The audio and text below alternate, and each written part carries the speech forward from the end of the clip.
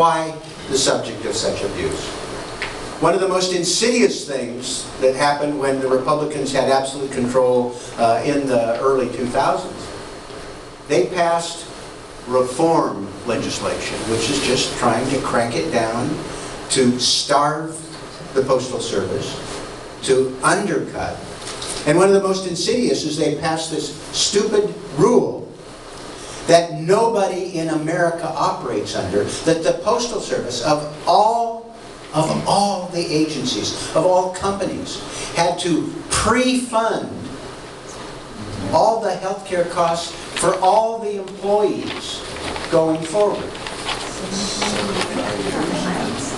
What's going on here? Any corporation, any government agency operating under this would be so deep in the red overnight. But they picked out the Postal Service. And then they've had a phony deficit, even though the Postal Service has done a pretty good job of being able to balance revenues and expenses, even though they haven't been given much help. The same people who think the post office ought to operate like a business don't want to give the Postal Service flexibility to be able to do that.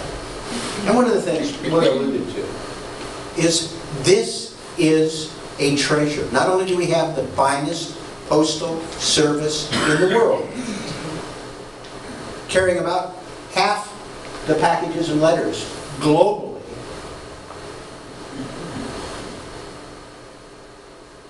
we do not take advantage of that infrastructure. Across the hall from where I am in the federal complex with the BPA, there's a bunch of people that they've recruited on a temporary basis to help with the census. It's a pretty critical function. It determines how much federal money we get, it determines how many votes we get. And so they're out scrambling, trying to hire and train some people to help administer the census. Now help me think for a moment. Is there any agency or organization that knocks on almost every American door 6 days a week? Any way that we could think about using those trained and dedicated and trustworthy employees to help us with this? Do you think we can figure something out? I use it as just one example. This is infrastructure that makes a huge difference to this country, and we shouldn't waste it. We've got this opportunity across the country, universal service. And I just got the signal. Wrap up, I'm getting carried away. I'm here to listen to you, and I shouldn't get carried away. But I care about this deeply. And I see this as one little signal that there are people that are pursuing an anti-post office service when it should be just the opposite. Yeah. And so I want to hear about this. I want to be able to spotlight it, because this is an issue that I care deeply, deeply about. And not just because we ought to protect and use the men and women who provide the service, but the country needs it. And it is at risk. So, thank you, Julia, for the signal to just shut up and sit down. There'll be another time and place to beat this drum, because this is one thing I don't plan on letting go. As long as I'm serving the public, I'm going to shine a spotlight on it. I plan on pushing back on their schemes, and plan on looking for ways that we can use the post office and the men and women better for America, because they deserve it and we deserve it. Thank you very much.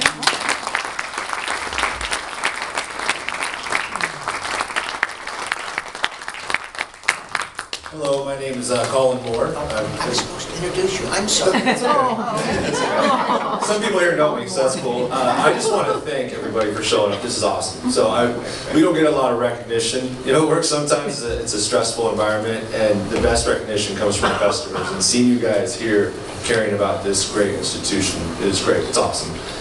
Anyways, I am was a Kenton letter carrier up until about a week ago. I'm lucky. I've been post office for 22 years. I can bid, so I bid out, unfortunately, like many carriers in Kenton.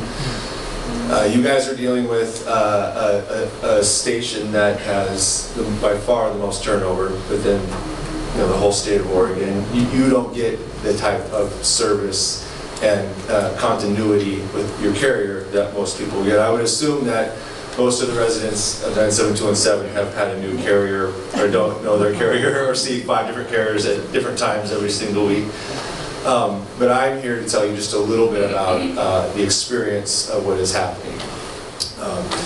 And I would just cite Postmaster General Megan Brennan presented to Congress April 30th in front of the House Oversight and Reform Committee and detailed, a lot of the issues, business, the changing dynamic of our business, but highlighted where they, could not get, anything legislatively done, could not get anything done from a leadership position because the Postal Board of Governors has been in rough shape, to say the least. Not an ideal situation, I'll just put it that way. We've been in a lot of trouble, and in this report to Congress, the one thing she highlighted where they've had success is an aggressive agenda to cut costs. And in this agenda, they highlighted cuts of over 200,000 career postal employees since the passing of the PAEA, and an increase in flexible work, getting rid of thousands of routes throughout this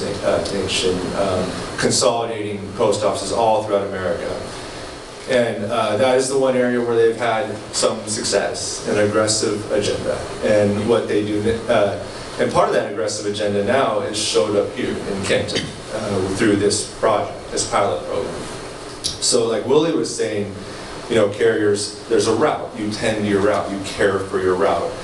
So not to bore you with the details and the weeds of what is happening, but essentially I used to have a route where I came in and I cased the mail and I tended to the route. You tend to the forwards, you tend to the vacation holds, you tend to the line of travel, the growth, everything. You take care of that route. And so now they've decoupled the job, and there's just a few skilled people who start in the morning and try to do all of this care, essentially encasing and whatnot. And I show up at about 9:30, and I'm scheduled from 9:30 to 6 to just show up, get it, and just get your butt on the street. So that my GPS tracker can follow out what I'm doing all day, my route now was about 15, 16 miles of just walking all day. And when you see me now, I don't care for your